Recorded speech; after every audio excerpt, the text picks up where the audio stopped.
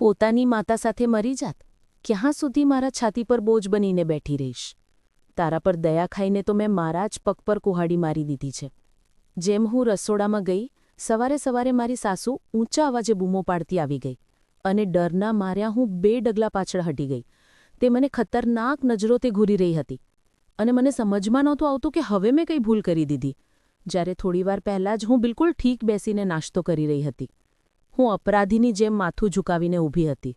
ત્યારે જ મારી સાસુ હાથમાં ગરમ તવો લઈને મારી તરફ વધી, જેને જોઈને મારા હાથ પગ ધ્રુજવા લાગ્યા, કારણ કે મને ખબર હતી કે તે મારો ચહેરો દાગવાની કોશિશ કરી શકે છે. મેં ડરતા ડરતા પૂછ્યું કે શું થયું છે? તો તે ચીસો પાડી કે મહિનો પૂરો થતાં પહેલાં રાશન કેવી રીતે ખતમ થઈ ગયું? જરૂર મેં સામાન મારા પિયર મોકલ્યો હશે. આ સાંભળીને હું સૂન થઈ ગઈ, કારણ કે લગ્ન પછી એકવાર પણ તેમણે મને પિયર જવા દીધું નહોતું. ઉલટું મારા ઘરવાળા આવતા તો પણ મને રૂમમાંથી બહાર ન નીકળવાની પાબંદી રહેતી, અને હવે તે મારા પર ખોટો આરોપ લગાવી રહી હતી. રોતા રોતા મેં કહ્યું કે મારો પિયર સાથે કોઈ સંબંધ રહ્યો નથી, તો પછી તમે આરોપ કેમ લગાવી રહ્યા છો? પણ વાત પૂરી થતાં જ તે મારા વાળ પકડીને મને ઘસડવા લાગી અને બોલી કે તે કોઈ બેવકૂફ નથી કે મારી વાતોમાં આવી જાય. તેણે મને પોતે લોટ લઈને દરવાજા સુધી જતા જોઈ હતી. મને યાદ આવ્યું કે તે દિવસે મેં ફકીરને દાન આપ્યું હતું અને તેમણે ક્યારે દાન આપવાની ના પાડી નહોતી, તો પછી હવે આટલો ગુસ્સો કેમ? કદાચ તેમને લાગ્યું કે બહાર મારો કોઈ ભાઈ હતો, પણ આ વાત એટલી મોટી નહોતી કે આટલો તમાશો થાય. તેમ છતાં મને ખબર હતી કે તે ઘણા અઠવાડિયા સુધી આ વાત પર તાણા મારશે. ત્યારે જ દરવાજો વાગ્યો અને મને સમજમાં આવી ગયું કે આજે મહિનાની 1લી તારીખ છે અને મારા પતિએ રાશન મોકલાવ્યું હશે, કારણ કે તે પૈસા દુકાન પર જમા કરાવી દેતા હતા અને દુકાનદાર સામાન આપી જતો અને વધેલા પૈસા મારી સાસુને સોંપી દેતો હતો. મને ક્યારે ખબર નહોતી પડી કે મારા પતિ કેટલા રૂપિયા મોકલે છે. દરવાજાના અવાજ પર મારી સાસુના ચહેરા પર ચમક આવી ગઈ અને તે બધું ભૂલીને દરવાજા તરફ ચાલી ગઈ, જેનાથી મેં રાહતનો શ્વાસ લીધો કે નહીંતર આજે તે મને બહુ મારત. હું મારા રૂમમાં જઈને જલ્દીથી દરવાજો બંધ કરીને બેસી ગઈ, કારણ કે મને તે દુકાનદારથી બહુ ડર લાગતો હતો. તેની નજરો અજીબ હતી, પણ મારી સાસુ તેને કલાકો સુધી પોતાના રૂમમાં બેસાડી રાખતી અને વારંવાર મને ચા આપવા માટે બોલાવતી, જ્યારે કે હું તેની સામે જવાથી કતરાતી હતી. થોડીવાર પછી સાસુએ ઊંચા અવાજે બોલાવ્યો અને જ્યારે હું ધ્રુજતી ધ્રુજતી તેના રૂમ પાસે પહોંચી તો દરવાજો થોડો ખુલ્લો હતો. અંદરનું દૃશ્ય જોઈને મારા હોશ ઉડી ગયા અને હું તરત પાછળ હટી ગઈ. પછી દરવાજો ખખડાવ્યો તો સાસુ ગભરાયેલી બહાર આવી, જેમ કોઈ ચોરી પકડાઈ ગઈ હોય. પછી પોતાને સંભાળીને મને ચા બનાવવાનું કહી દીધું. હું રસોડામાં ચા બનાવી રહી હતી, પણ કાન અંદર જ લાગેલા હતા, કારણ કે દર વખતે તે માણસના આવવા પર સાસુ આખો દિવસ ખુશ રહેતી હતી અને આ જ વાત મને પરેશાન કરતી હતી. હું ચા લઈને જવા જ વાની હતી કે સાસુ ઝડપીને મારી પાસેથી ટ્રે લઈ ગઈ. તેના તેવર બિલકુલ બદલાયેલા હતા, તો હું ડરતા ડરતા મારા રૂમમાં જતી રહી. અડધા કલાક પછી દરવાજા બંધ થવાનો અવાજ આવ્યો. નીચે આવી તો તે માણસ જતો રહ્યો હતો અને સાસુ સૂઈ રહી હતી. મેં રસોડામાં સામાન મૂકીને મારા માટે ચા બનાવી લીધી. જો કે મને ખબર હતી કે આ વાત પર તે બહુ હંગામો કરશે અને કદાચ ઘણા દિવસો સુધી મને ભૂખી પણ રાખે, પણ માથાના દુખાવાને કારણે મેં કંઈ વિચાર્યું નહીં અને પાણી વધારે નાખીને ચા બનાવી લીધી, જેથી તેને ખબર ના પડે. ચા પીતા જ મને તેની ચીસો પાડવાનો અવાજ સંભળાયો. કદાચ તેને કોઈનો ફોન આવ્યો હતો અને તે કોઈના પર ગુસ્સો ઉતારી રહી હતી. હું નકારમાં માથું હલાવતી આંગણામાં આવી. છોડવાઓને પાણી આપવાનો સમય થઈ રહ્યો હતો, એટલે જલ્દીથી પાઇપ જોડીને છોડવાઓ તરફ વધી. પાણી આપતી વખતે મને માટીમાં દબાયેલો એક કાગળ દેખાયો, જેને ઊંચકવા જવાની હતી કે ત્યારે જ સાસુ ઝડપીને મારી હાથમાંથી છીનવી ગઈ અને કંઈ જોયા વિના મારા ચહેરા પર તમાચો જડી દીધો. હું અક્કડ રહી ગઈ અને જ્યારે ગુસ્સાથી તેમની તરફ જોયું તો તેમણે એક વધુ થપ્પડ મારી દીધી, જે મને ટુકડે ટુકડે કરી દેવા માંગતી હોય.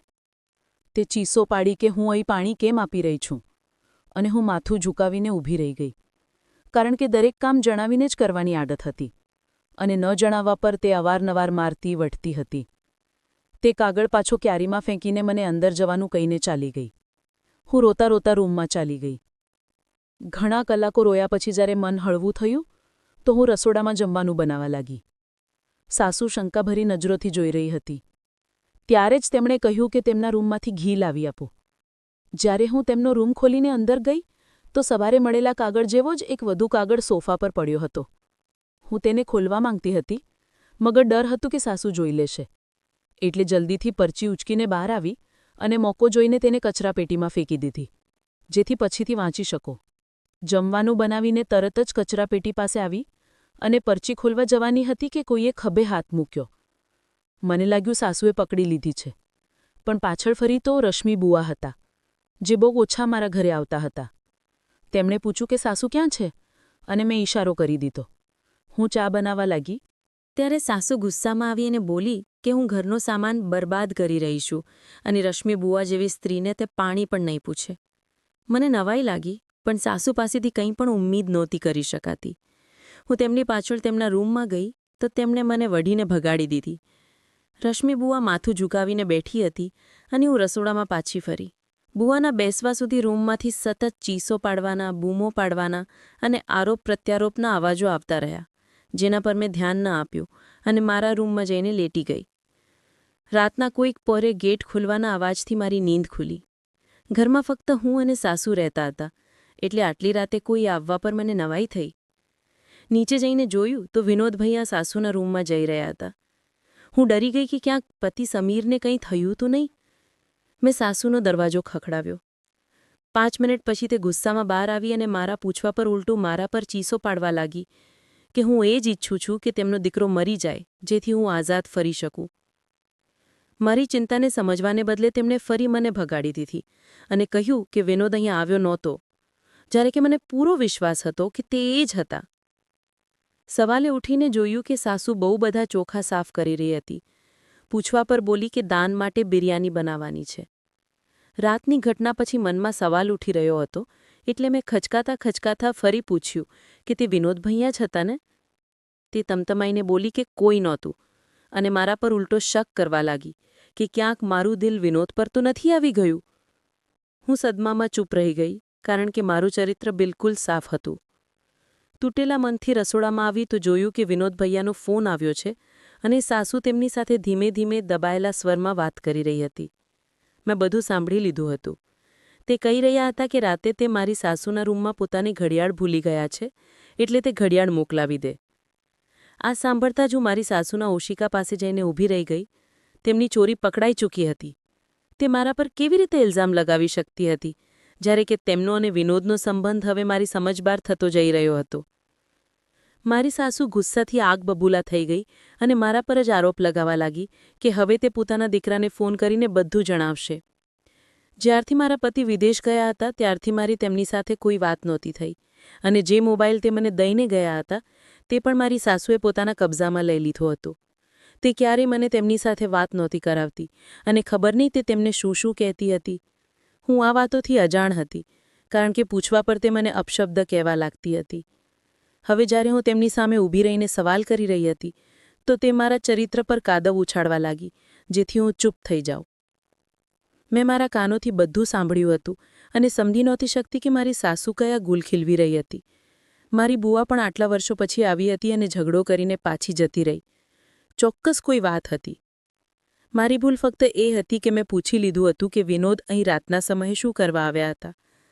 આટલું પૂછતાં જ તે રોતા રોતા બોલી કે તે હમણાં પોતાના દીકરાને ફોન કરશે અને જણાવશે કે હું તેમના પર ઇલ્ઝામ લગાવી રહી છું. હું સેમીને તેમને જોતી રહી ગઈ. આખરે મારો શું કસૂર હતો? રાતના સમયે વિનોદનું અમારા ઘરે આવવું મામૂલી વાત નહોતી. મારી સાસુએ તે જ સમયે મારી સામે મારા પતિને ફોન મિલાવ્યો. તેમનો અવાજ સાંભળતા જ મારી આંખો ભરાઈ આવી, કારણ કે લગ્નના 1 અઠવાડિયા પછી જ તે વિદેશ જતા રહ્યા હતા અને અમને એકબીજાને સમજવાનો મોકો પણ નહોતો મળ્યો. પછી મારી સાસુ રોતા રોતા બોલી, બેટા પાછો આવી જા, તારી પત્નીના તોર તરીકા ઠીક નથી. આ સાંભળીને મારા હોશ ઉડી ગયા. મને લાગ્યું કંઈક ગલતફહેમી પેદા કરશે, પણ પોતાના દીકરા સાથે આવું જોઠ બોલશે એ વિચાર્યું નહોતું. હું તો ઘરની બહાર પણ નહોતી નીકળતી હતી. તમે જૂઠ કેમ બોલી રહ્યા છો? આ કહીને હું મોબાઈલ છીનવવા માંગતી હતી, પણ તે રોતા રોતા બોલી, બેટા જલ્દી પાછો આવી જા, આ સ્ત્રી મને મારવા લાગી છે. 6 દિવસથી ખાવાનું નથી આપ્યું. જો તું ન આવ્યો તો હું જાન આપી દઈશ. આ સાંભળીને હું સૂન રહી ગઈ.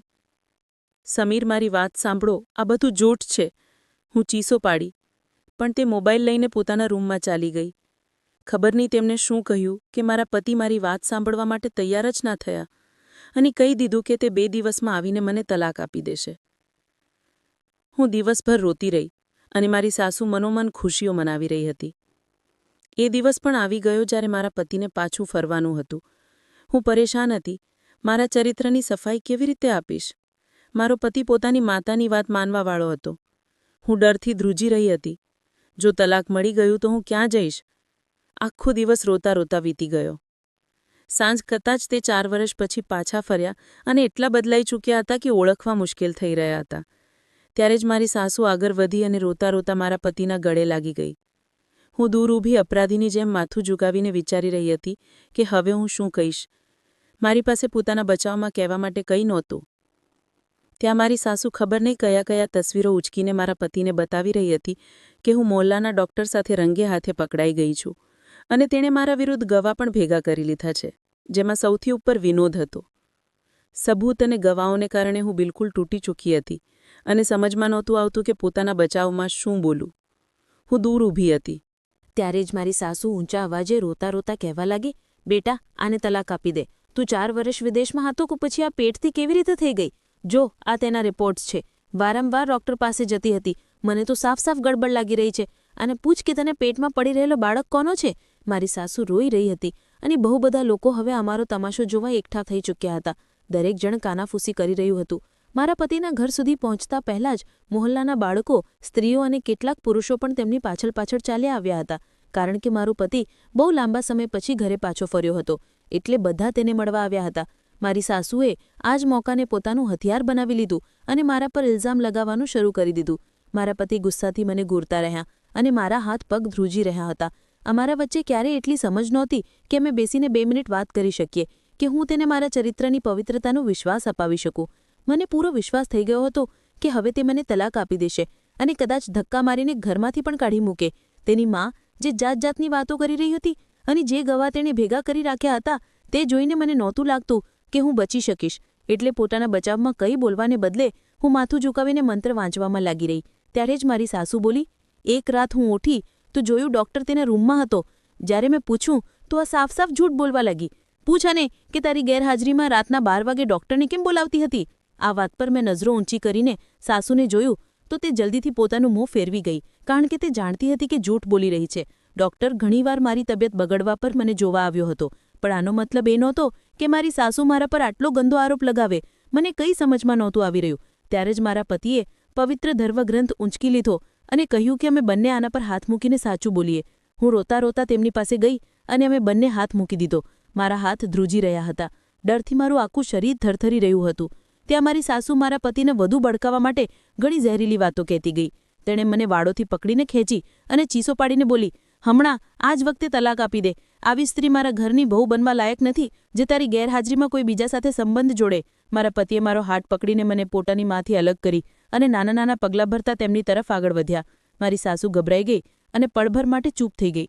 બધા લોકો પણ અચાનક શાંત થઈ ગયા. ત્યારે જ મારા પતિએ એક જોરદાર થપ્પડ પોતાની માના ગાલ પર જડી દીધો અને મારી સાસુ અવાક થઈને તેને જોતી રહી ગઈ. કારણ કે મારું નામ મોહિની છે. જ્યારે હું પેદા થઈ હતી તો એટલી સુંદર હતી કે મારા માતા પિતાએ મારું નામ જ મોહિની રાખી દીધું. હું મારા માતા પિતાના લગ્નના 5 વર્ષ પછી તેમની લાંબી માનતાઓ અને દુઆઓ પછી પેદા થઈ હતી, એટલે હું તેમના માટે બહુ ખાસ હતી. માં અવારનવાર જણાવતી હતી કે જ્યારે હું જન્મી હતી તો મારા પિતાએ આખા ગામમાં મીઠાઈઓ વહેંચી હતી. લોકો હેરાન હતા કે દીકરીના જન્મ પર કોઈ આટલી ખુશી કેવી રીતે મનાવી શકે, પણ પિતાને ફરક નહોતો પડતો કે દીકરો થયો છે કે દીકરી. પિતા વિસ્તારના મોટા જમીનદાર હતા, ઘરમાં નોકર ચાકર હતા અને કોઈ વસ્તુની કમી નહોતી. મારી પેદાઈશ પછી તેમણે પોતાની અડધી જમીન વેચીને વેપાર શરૂ કર્યો અને તે દિવસ બમણો રાત ચોગણો વિકાસ કરવા લાગ્યો. તે અવારનવાર કહેતા કે હું તેમના માટે સૌભાગ્ય લઈને આવી છું. હું લગભગ 6 વર્ષની હતી જ્યારે મારો ભાઈ પેદા થયો, જે જન્મથી વિકલાંગ હતો, એટલે મને ઘરમાં વધુ મહત્વ મળવા લાગ્યું. દાદી કહેતી હતી, મોહિની જેટલી સુંદર છે પોતાના પતિ અને ઘર પર રાજ કરશે. માં ઘર ગૃહસ્થીમાં વ્યસ્ત રહેતી હતી, એટલે મારો વધારે સમય દાદી સાથે વીતતો હતો અને જિંદગી બહુ ખૂબસૂરત ચાલી રહી હતી. ત્યારે જ એક દિવસ સુમેધા ચાચી, જે માની રિશ્તેદાર હતી, અમારા ઘરે રહેવા આવી ગઈ. બધું ઠીક હતું, પણ તેમના 1 અઠવાડિયે રહ્યા પછી પહેલીવાર મા પિતામાં લડાઈ થઈ, જેને જોઈને હું ડરી ગઈ હતી. હું સામાન્ય બાળકોથી અલગ હતી. દાદી કહેતી હતી કે મારામાં સમજદારી કૂટી કૂટીને ભરેલી છે અને સ્કૂલની શિક્ષિકાઓ પણ મારી બુદ્ધિમાનીની તારીફ કરતી હતી. તે જ દિવસે લડાઈ એટલી વધી ગઈ કે પિતાએ મા પર હાથ ઉઠાવી દીધો અને તે રોતા રોતા પિયર ચાલી ગઈ. પહેલી વાર થયું હતું કે તે મને સાથે લીધા વિના ચાલી ગઈ હતી. થોડા દિવસો પછી મા ગુસ્સામાં ઘરે આવી અને મને જબરદસ્તી લઈ જવા લાગી. પણ નોકરની ખબર પર પિતા પાછા ફર્યા અને તેમને રોકવા લાગ્યા. હું બંનેને બસ હેરાનીથી જોઈ રહી હતી. બહેસ એટલી વધી ગઈ કે પિતા એક બાજુથી અને મા બીજી બાજુથી મને ખેંચવા લાગ્યા. દાદીએ મોટી મુશ્કેલીથી મને છોડાવી અને બંનેને વઢ્યાં. મગર મા માનવા તૈયાર નહોતી. ખબર નહીં તેમના મનમાં એવું શું ભરી દેવામાં આવ્યું હતું કે તે પિતા પર બેવજહ શક કરવા લાગી હતી. અસલમાં આ એ જ દિવસો હતા જ્યારે સુમેધા ચાચી અમારા ઘરે હતી અને તેમણે જ માના મનમાં આ શક બોવી દીધો હતો કે પિતા આજકાલ રાતે બહુ મોડેથી આવવા લાગ્યા છે. કદાચ કોઈ બીજાના પ્રેમમાં પડી ચૂક્યા છે. મારી સીધી સાદી માએ તપાસ કર્યા વિના જ પિતા પર ઇલ્ઝામ લગાવી દીધો, જ્યારે કે પિતા એમ જ કામકાજની પરેશાનીઓમાં ઘેરાયેલા હતા. માની વાત સાંભળતા જ તે ભડકી ઉઠ્યા અને બંને વચ્ચે જોરદાર બહેસ થઈ. માએ આ વાત પડોશની સુમેધા ચાચીને જણાવી તો તેમણે માને ડરાવતા કહ્યું કે સાવધાન રહો, તમારો પતિ તમારી સાથે જૂઠ બોલી રહ્યો છે. અને જે પણ વાતો તે કહેતી મા એ જ વાતો પિતા સાથે દોહરાવવા લાગતી. આનાથી પિતા ગુસ્સામાં આવી જતા અને મા પણ જીદ પર અડી જતી. જો વાત અહીં સુધી રહેતી તો કદાચ બધું ઠીક થઈ જાત. મગર જ્યારે સુમેધા ચાચીએ માને તલાક તરફ ઉશ્કેરી તો મારી ભોળીમાં વિચાર્યા વિના જ પોતાના જ પ્યારા પતિને તલાકની વાત કહી બેઠી. અને અહીંથી તેમના સંબંધમાં તલાડ પડવાની શરૂ થઈ ગઈ. ભલે તલાક ન થયો પણ દિલોમાં ખાઈ બની ચૂકી હતી. પિતા માની આ હિંમત પર દંગ રહી ગયા અને ઘણા મહિનાઓ વીતતા ગયા જેમાં સુમેધા ચાચી સતત આવીને ઝઘડા ભડકાવતી રહી, જ્યારે કે મા તેમની વાતોમાં પૂરી રીતે ફસાઈ ચૂકી હતી. મારા પિતા બહુ સીધા સાધા, નેક અને પોતાની પત્નીથી બેહદ મોહબ્બત કરનારા ઇન્સાન હતા, જેમને કોઈ બીજી સ્ત્રી વિશે વિચારવું પણ ગવારું નહોતું. પણ મા હતી કે ચાચીની દરેક વાત માનવા માટે તૈયાર રહેતી હતી. એક દિવસ સુમેધા ચાચીએ માને જણાવ્યું કે હોસ્પિટલમાં એક સ્ત્રીએ દીકરાને જન્મ આપ્યો છે અને જ્યારે તેમણે તેના પતિની તસવીર જોઈ તો તે જયદેવ ચાચા એટલે કે મારા પિતાની નીકળી. અને તેમણે માને ભડકાવતા કહ્યું કે તમારો પતિ બીજા લગ્ન કરી ચૂક્યો છે અને હવે કોઈ બીજાના દીકરાનો બાપ પણ બની ગયો છે. આ સાંભળીને માના દિલમાં ડર બેસી ગયો અને તે વારંવાર પિતા પાસે સફાઈ માંગવા લાગી, જેનાથી પરેશાન થઈને બંનેનો સંબંધ બગડતો ચાલ્યો ગયો. પછી મારો નાનો ભાઈ થયો જે બિલકુલ સ્વસ્થ હતો અને તેના પછી દાદીના પ્રયત્નોથી મા પિતાનો સંબંધ ધીમે ધીમે સુધરવા લાગ્યો. સમય વીતતો ગયો અને હું 15 વર્ષની થઈ ચૂકી હતી. એક દિવસ એક સ્ત્રી અમારા ઘરે ભીખ માંગવા આવી. દયાળુ અને ઇન્સાનિયતથી ભરેલી મારી માએ જ્યારે તેનું દુઃખ સાંભળ્યું તો ખબર પડી કે તે પહેલાં વેશ્યાલયમાં રહેતી હતી. એક માણસે લગ્નનું વચન આપીને તેને ત્યાંથી કાઢી લીધી, થોડા દિવસ રાખી પણ જેમ જ તેને તેના ગર્ભાવતી હોવાની ખબર પડી અને લાગ્યું કે ઘરવાળા સ્વીકાર નહીં કરે, તે તેને છોડીને ભાગી ગયું. અને ત્યારથી તે સ્ત્રી ભીખ માંગીને ગુજરાન ચલાવતી હતી. માએ તે સ્ત્રીને કહ્યું કે તે અમારા ઘરે રહી શકે છે અને ઘરના કામોમાં હાથ બટાવે. પહેલાંથી જ અમારે અહીં ઘણા નોકર હતા, મગર માને તો દયાનો એવો જુનૂન ચડ્યો હતો કે તેમણે તેને રોકી લીધી. ખેર, તે સ્ત્રી આખું અઠવાડિયું અમારા ઘરમાં રહી અને અમને તેનાથી કોઈ ફરિયાદ ન થઈ. તેનો બાળક પણ બહુ સારો હતો, તે મારા ભાઈઓ સાથે રમતો રહેતો. જ્યારે તે સ્ત્રી પોતાના ઘરે પાછી ફરી અને થોડા દિવસ પછી ફરી આવી તો તેનો બાળક દોડતો દોડતો મારા પિતાના ગળે લાગી ગયો અને બોલ્યો, બાબા તમે ક્યાં ચાલ્યા ગયા હતા? આ સાંભળીને મારી મા દંગ રહી ગઈ. ત્યારે જ તેમને પોતાની ચાચીની 9 વર્ષ જૂની કહેલી વાત યાદ આવી કે મારા પિતાએ ક્યાંક બીજા લગ્ન કર્યા છે અને તેનાથી તેમનો એક દીકરો પણ છે. પિતાજી બિચારા પોતે જ હેરાન પરેશાન ઊભા હતા અને તે સ્ત્રી પણ પોતાના બાળકને રોકી નહોતી રહી. હું સમજી રહી હતી કે જેમ મારા નાના ભાઈઓ પોતાના પિતાને વળગીને બાબા બાબા કહે છે, તેમજ તે બાળક પણ વળગી ગયો હશે. પણ મને શું ખબર હતી કે તે સ્ત્રી કયા ઈરાદાથી અમારા ઘરમાં દાખલ થઈ છે. ઘણીવાર સુધી ઘરમાં બહેસ થતી રહી. દાદીમાને સમજાવતી રહી અને પિતા વારંવાર કહેતા રહ્યા કે તે આ સ્ત્રીને ઓળખતા સુદ્ધા નથી. પણ તે સ્ત્રી એક જ વાત પર અડી હતી કે મારા પિતાએ તેને ધોકો આપ્યો છે અને તેમની સાથે જે લગ્ન થયા હતા તે નકલી હતા, એટલે હવે મારા પિતાને દરેક હાલતમાં તેની સાથે વિધિવત લગ્ન કરવા પડશે. દાદીમા વચમાં બચાવ કરવા આવી અને માને સમજાવવા લાગી, પણ ગુસ્સામાં માએ ઉલટું દાદીમાને જોરથી ધક્કો મારી દીધો તેમનું માથું પલંગથી ટકરાયું અને ત્યાં જ તેમણે દમ તોડી દીધો. મા એકદમ સ્તબ્ધ રહી ગઈ. પણ પિતાજીના મનમાં મા માટે એવી નફરત ભરાઈ ગઈ કે તે તેમને કાતિલ સમજવા લાગ્યા. હું મારી દાદી, જે મારી સહેલી જેવી હતી, તેમને ગુમાવીને અંદરથી કરમાઈ ગઈ, જેમ મારી સમજબૂઝ પર પડ ચઢી ગયું હોય. મેં ભણવાનું છોડી દીધું અને રૂમમાં બંધ જેવી રહેવા લાગી. તે સ્ત્રી હવે પણ અમારા ઘરમાં રહેતી રહી. દાદીના મોત પર સુમેધા ચાચી ફરી અમારા ઘરે આવી અને તેમણે જેમ ચિંગારીને ભડકાવીને આગ બનાવી દીધો, જેનું સૌથી મોટું નુકસાન અમારા 3 ભાઈ બહેનોને થયો. મા આ દિવસોમાં બુરી રીતે પરેશાન રહેતી હતી અને બાળકો પર ધ્યાન નહોતી આપી શકતી. આ જ દિવસોમાં મારો અપંગ ભાઈ એવો સૂતો કે પછી ક્યારેય ઉઠી ન શક્યો. કોઈ કહેતું હતું કે તેને સાપે કરડ્યો, કોઈનું કહેવું હતું કે તેને ઝેર આપવામાં આવ્યું, પણ આ રાજ ક્યારેય ખુલી ન શક્યો અને મારો ભાઈ પણ કબરમાં સૂઈ ગયો. હવે મને લાગવા માંડ્યું હતું કે આ બધું પિતાજી કરાવી રહ્યા છે, અથવા પછી એ જ સ્ત્રી જે પોતાને મારા પિતાની બીજી પત્ની જણાવીને અમારા ઘરમાં ડટી રહી હતી. જ્યારે કે પિતાજી વારંવાર માથું હલાવીને કહેતા રહ્યા કે તેમનો કોઈ સંબંધ નથી. એક દિવસ બહુ ક્રોધમાં આવીને પિતાજીએ તે સ્ત્રી અને તેના બાળકને ઘરમાંથી બહાર કાઢી મૂક્યા. પણ અજીબ જિદ્દી સ્ત્રી હતી. આખો દિવસ અમારા મુખ્ય દ્વાર પર બેઠી રહેતી હતી.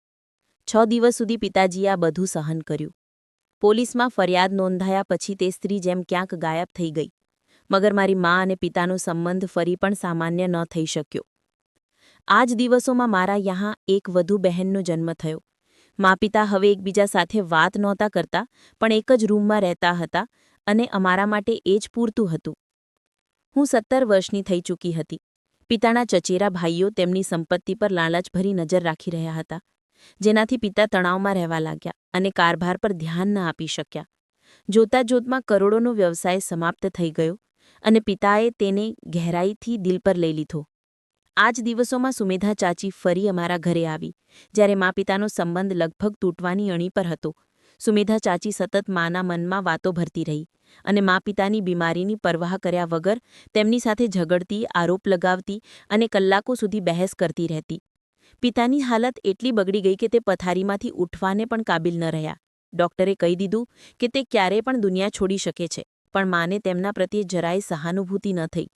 મારી દાદી પહેલાં જ ગુજરી ચૂકી હતી, નહીંતર કદાચ હાલત આવા ન થાત.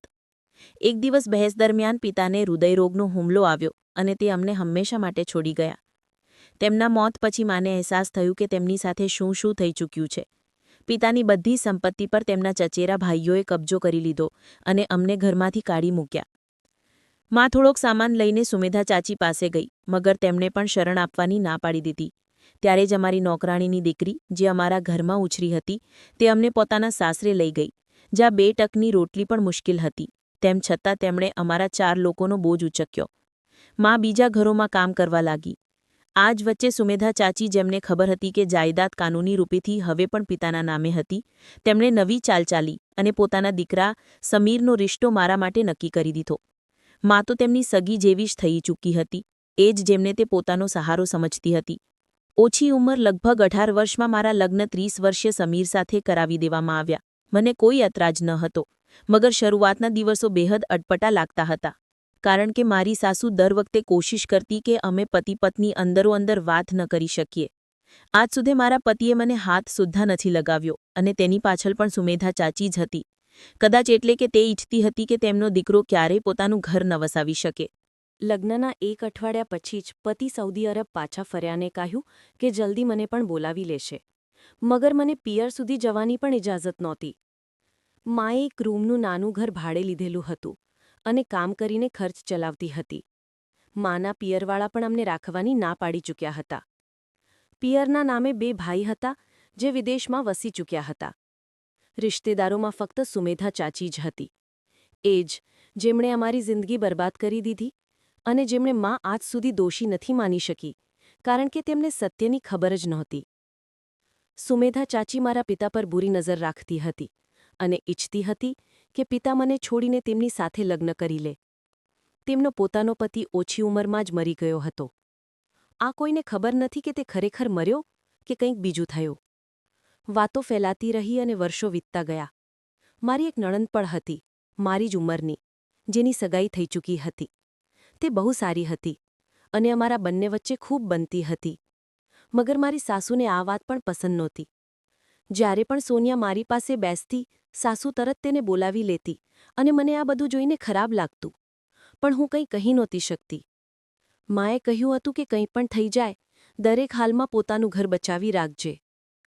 આ જ દિવસોમાં મારી નણની સગાઈ કોઈક કારણોસર તૂટી ગઈ.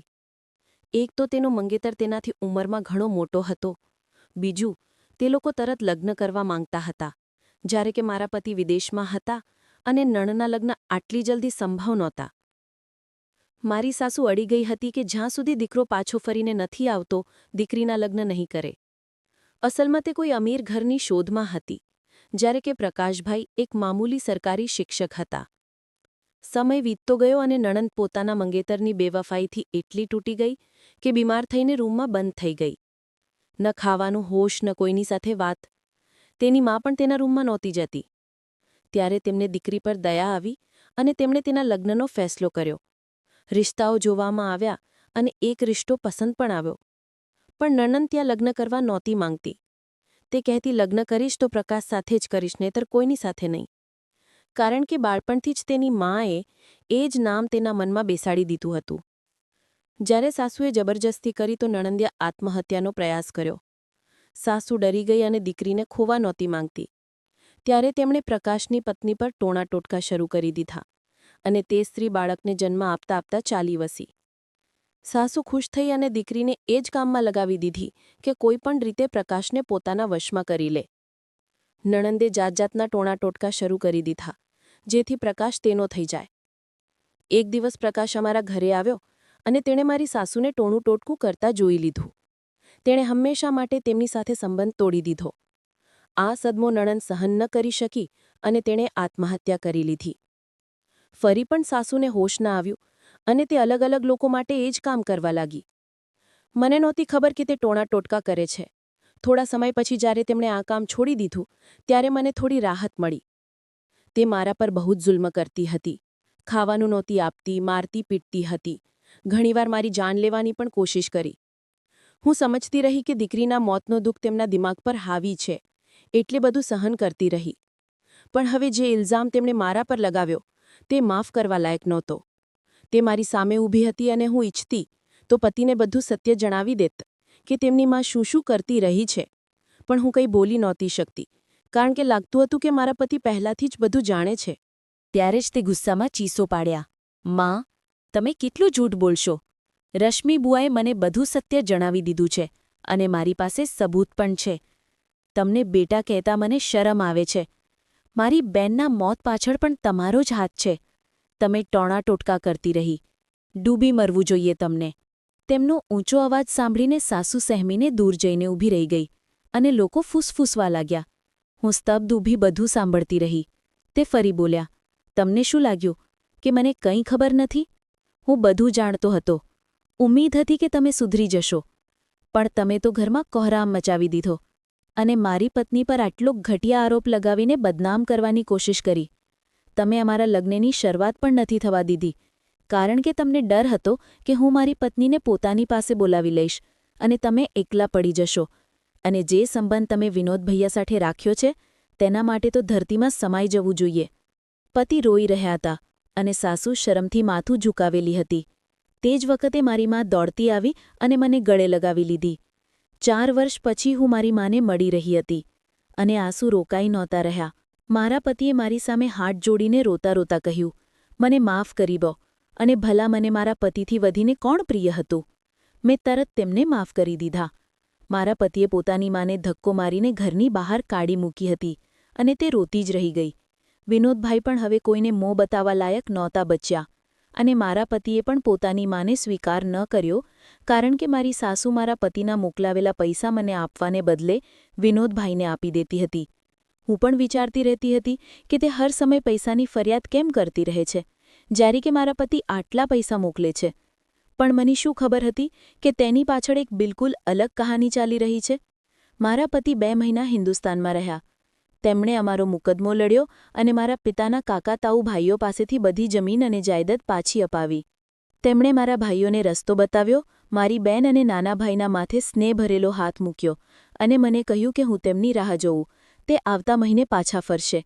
હિન્દુસ્તાનમાં કારોબાર શરૂ કરશે અને અમે બધા મળીને ખુશાલ જીવન જીવીશું. મેં તેમની વાત માની લીધી. આ દિવસોમાં હું ગર્ભવતી હતી અને મારી મા, બેન અને ભાઈ મારી સાથે જ રહેતા હતા. એક દિવસ જ્યારે અમે બજાર ગયા તો જોયું કે મારી સાસુ ભીખ માંગી રહી હતી. તે ઓળખમાં પણ નહોતી આવી રહી અને તેમની હાલત બહુ ખરાબ હતી. ઠંડીમાં સડક પર રહેવાથી તેમનું શરીર સૂન્ન અને અકળાયેલું હતું. લોકો તેમને જાણતા હતા એટલે ઘૃણાભરી નજરોથી જોતા હતા. જે લોકો પહેલાં તેમના દીવાના હતા અને તેમની પાસે ટોણા ટોટકા કરાવતા હતા તે પણ હવે તેમને સહારો આપવા તૈયાર નહોતા.